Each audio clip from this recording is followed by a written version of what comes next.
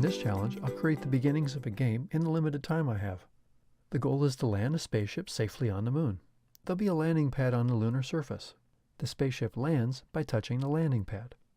I'll use the left and right arrows to adjust the horizontal movement, and the up arrow to slow the descent. The program will use a simple method to pull the spaceship down, similar to gravity. To make the program a little more challenging, the spaceship will have a limited amount of fuel. First, I'll get the sprites. I'll delete the cat, delete, new sprite, transportation, spaceship. Wow, that's big. I'll make that a little bit smaller. Go to looks, set size. Try 25%. Make it a lot smaller. That's better. Use events when the green flag is clicked. That way it'll always start that size. I'll need a landing pad. I could make one, but I want to show changing a costume. I'll go to New Sprite, Things, scroll down. I'll use the trampoline. Trampoline's pretty big. When the green flag is clicked, looks, set size. Try half that size, 50%. Try it. That's better. Now to get rid of the trampoline legs, I'll go to Costumes. I can get rid of a lot of it by using Select and Delete. Select. I'll press the Delete key. That's nice. Next I want to erase. I'll zoom in a little bit. Now at 200% magnification, that helps. I'll erase the legs. Get rid of these extra parts on here. Eraser's a little small. Takes a little extra effort, but get it there. About halfway already. Couple more. Trim this edge a little bit too. Give it a nicer line. That should just about do it. That's good. The center of the sprite is down here. It doesn't really matter, but I'll go ahead and set it back in the middle. Next, I want a new backdrop. I'll go to New Backdrop, Space, the moon. Double click. Go back to my scripts. I want to place these sprites on the stage. I'll move the spaceship up to here for where it'll start. Motion. Go to. Now it'll always be placed right there. Same thing for the trampoline. I'll put it over that crater. The scripts are now for the trampoline. Go to. Add that on initialization. Now I can move them out of the way. Try running it. See that they're properly placed. Good. I'll stop it. I need a simple way to move the spaceship sprite. I'll use a loop that'll be moving the spaceship based on its horizontal and vertical velocities. I'll go to my diagram to explain. The spaceship scripts will have a loop that'll end when the spaceship is touching the landing pad or touching the edge of the stage. The loop will move the spaceship 4 times a second until the loop ends. How will it know how far to move the spaceship each time? There will be 2 variables, my x velocity and my y velocity. My x velocity is how much to move horizontally, to the left and to the right, with a positive value being to the right and a negative value being to the left. In the same way the x-coordinate changes on the stage. Each time the loop updates the spaceship's position, it'll change the x position by adding the x velocity. And similarly for the y velocity, having the amount of change vertically, up and down, with positive my y velocity for up and negative my y velocity for down. But there is one big difference. There is gravity pulling the spaceship down. Gravity doesn't affect the movement to the left or the right. For this simple example, the y velocity will be reduced by 1 for gravity. It'll be good enough for this quick example. Accurately simulating gravitational pull is not this simple. But how are the x and y velocities changed? The left and right arrow keys adjust the my x velocity to the left and to the right. Negative values to the left, positive values to the right. Just as the right arrow increases the x velocity to the right, the up arrow increases the y velocity upward by adding 1. The loop in the spaceship script acts like gravity and continually adjusts the y velocity downward. I'll go back to Scratch and make the changes now. I'll create my x and y velocity variables. I'll go to Data, make a variable, my x velocity. for this sprite only. Okay. Bring it down near the bottom. Make a variable. My y velocity for this sprite only. Okay. Bring it down underneath the variable. I need to initialize the variables. Start them both at 0. Duplicate. Change my y velocity to my x velocity. Now both my x velocity and y velocities are set to 0. Before I start the loop, I want to tell the player what to do. Sensing, ask, use the left, right, and up arrow keys to land the spaceship on the landing pad. I'll add press return to start. To start. I don't care about the answer. I only want to let the player start the game and know what to do. Starting the program can be done much nicer by using different backdrops and loops waiting for a key to be pressed. I'll need my loop to move the spaceship and make the gravitational effect. Go to Control, repeat until. Want to repeat until I'm touching the landing pad or touching the edge. Operators, or, back to sensing, touching trampoline, or duplicate, touching the edge. I don't like my landing pad being named trampoline. I'll change the name of trampoline real quick. Landing pad.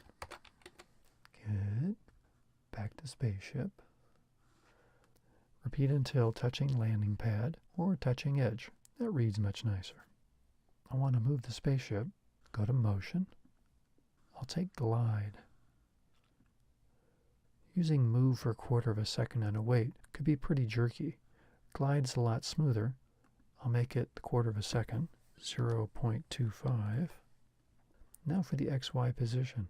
I'll go to operators, get plus, back to motion, scroll down, X position.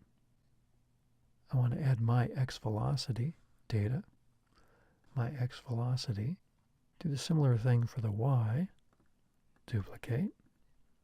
I'll get rid of X position, go back to motion, Y position, change this to my Y velocity, drop that in. You can see the whole command now. I need to add gravity's effect on my Y velocity data, change my Y velocity by -1. Getting close to ready. When I click on the green flag, sprites sized and positioned, velocities are 0, wait for the user. While I'm not touching, I'll keep gliding every quarter of a second using the X and Y velocities and increasing the magnitude of the Y velocity in the negative direction downward, but this pull will get faster and faster in the downward direction. What else do I need? I need to change the X and Y velocities. Change my Y velocity by 1, events, when key pressed, use the up arrow. Okay, copy my X velocity.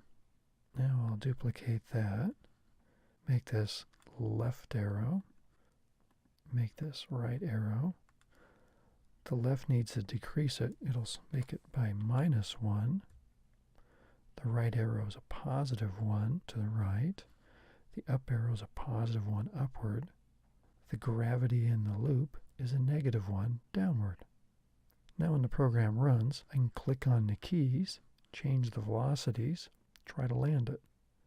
Would be nice to say something at the end, but first I'll show the program running. While the program's running, might also want to keep an eye on the velocities, see how they're changing too. I'll run it, make sure it's stopped. Got the message. I'll press enter. Going to the left some, try to keep it up. To the right some, slow it. And land. I'll make a real simple ending now. Stop, Go to Control, if else. If I'm touching the landing pad, I was successful. Duplicate. I'll go to Looks. Say, for a count of 5 seconds, I'll say, good job. You can return to Earth now. Else, duplicate. This means I didn't land on the landing pad, so I must be touching the edge. I'll change the message to, you crashed into the edge? Edge. Sorry, but you're stranded on the moon now. I'll try this now. Stop. Start. I'll press enter, but this time I'll let the spacecraft fall all the way to the bottom to show the edge and also see what the velocity looks like as it's falling faster and faster. I'll hit return now. Getting a little faster. Velocity's getting larger in a negative direction, but still faster. I got my failure message. Good. I'll run it again and try landing on the landing pad to see the new message. Stop and run. Press enter. A bit of up arrow to the right, left.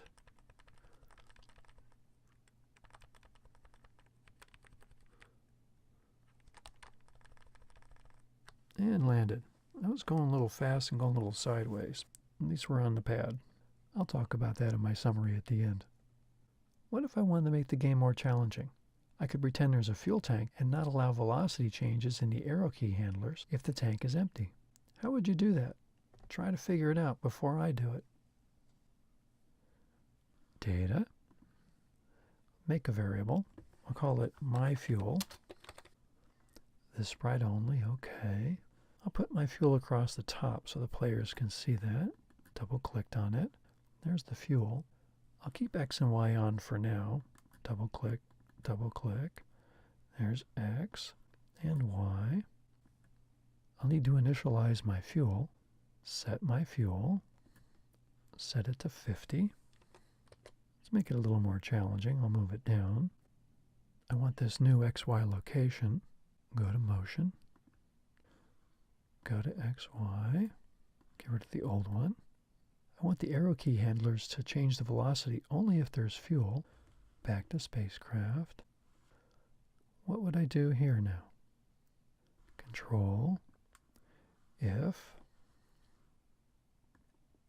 If my fuel is greater than 0, operators, greater than 0, data, my fuel. If my fuel is greater than 0, I'll let the velocity be changed. I should also use some fuel on that. If I never decrease the fuel, it'll never be a problem. It'll only be set to 50. Change my fuel by -1. Now when the up arrow is pressed, if my fuel is greater than 0, change my velocity and remove 1 from my fuel. This looks good. I want to do the same thing on the others. I'll duplicate my X velocity by 1. Now this is acting like how I want it. These two were the same except it was -1. Duplicate. My X velocity -1. These two are the same now. Get rid of that. Attach this. Move this over. Running out of room here. Move this up some. Slide that up. Looks like it's ready to run. I'll give it a try. Stop. Green flag. Okay. Left. A little more left. Right. Slow. Well, I was almost out of fuel, and that was not the prettiest landing. What this is telling me, though, is that the spaceship needs to be on the front level. That's easy. I'll go to Looks, go to Front, add that in, scoot this down a little bit, and I'll move landing pad back by 1. Go back 1 layer. Now the spaceship will always be in the front. I'll run again. Stop. Green flag. It's falling. to the left some. Slowing to the right. And even ran out of fuel. It's encouraging that the spaceship is on top of the landing pad this time instead of behind it. I'm finished with this challenge now. I encourage you to play with the program and get comfortable with the handling of variables.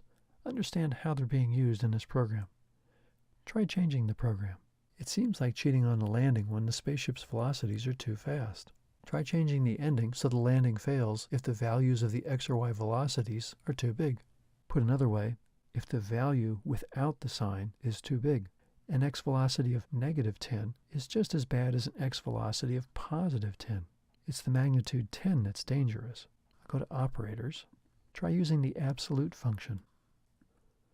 Absolute of 9 is 9. The absolute value of -9 is 9. Try changing the program so if an arrow key is pressed and there's no fuel left, then a sound is played. Use play sound, not play sound until done.